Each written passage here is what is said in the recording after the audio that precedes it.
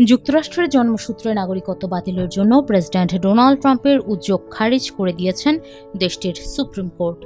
এক রায়ে ট্রাম্পের জারি করা নির্বাহী আদেশকে অবৈধ ঘোষণা করেছেন আদালত। ফলে যুক্তরাষ্ট্রের জন্ম নেওয়া শিশুদের নাগরিকত্বের দীর্ঘদিনের সাংবিধানিক অধিকার বহাল থাকল।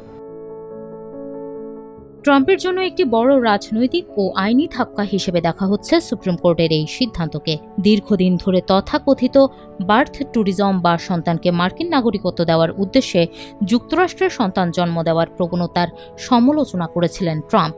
অবৈধ ও বৈধ উভয় ধরনের অভিবাসন কঠোরভাবে নিয়ন্ত্রণের প্রতিশ্রুতিও ছিল তার রাজনৈতিক কর্মসূচির অন্যতম প্রধান অংশ। ৩০ জুনের রায়ে সুপ্রিম কোর্ট স্পষ্ট করেছেন, যুক্তরাষ্ট্রের মাটিতে জন্ম নেওয়া যে কোনো ব্যক্তি নাগরিকত্ব লাভ করবে, তার মা বাবার অভিবাসন অবস্থান যাই হোক না কেন। অর্থাৎ শিশুটির মা বাবা অবৈধভাবে যুক্তরাষ্ট্রে অবস্থান করলেও জন্মসূত্রে সেই শিশু মার্কিন নাগরিক হিসেবেই স্বীকৃতি পাবে। প্রধান বিচারপতি জন রবার্টস আদালতের সংখ্যাগরিষ্ঠ মতামত লিখেছেন। তার সঙ্গে রায়ে একমত হয়েছেন আদালতের রক্ষণশীল ও উদারপন্থী উভয় ধারার বিচারপতিরা। তবে এই রায়ের বিরুদ্ধে ভিন্ন মত পোষণ করেছেন ৩ রক্ষণশীল বিচারপতি ক্লারেন্স থমাস, স্যামুয়েল আলিটো এবং নীল গরসাচ।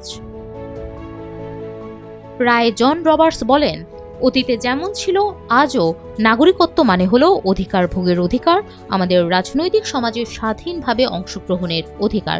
তিনি আরও উল্লেখ করেন, যুক্তরাষ্ট্রের সংবিধানের ১৪দশ সংশোধনীর প্রণেতারা এ প্রতিশ্রুতি দেশের প্রত্যেক স্বাধীনভাবে জন্মগ্রহণকারী মানুষের জন্য সম্প্রসারিত করেছিলেন এবং আদালত সেই প্রতিশ্রুতি রক্ষা করছেন আজও।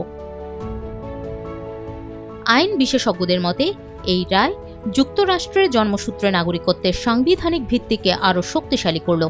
একই সঙ্গে এটি অভিবাসন নীতিকে কেন্দ্র করে চলমান রাজনৈতিক বিতর্কে একটি গুরুত্বপূর্ণ অবস্থান স্পষ্ট করেছেন সুপ্রিম কোর্টে।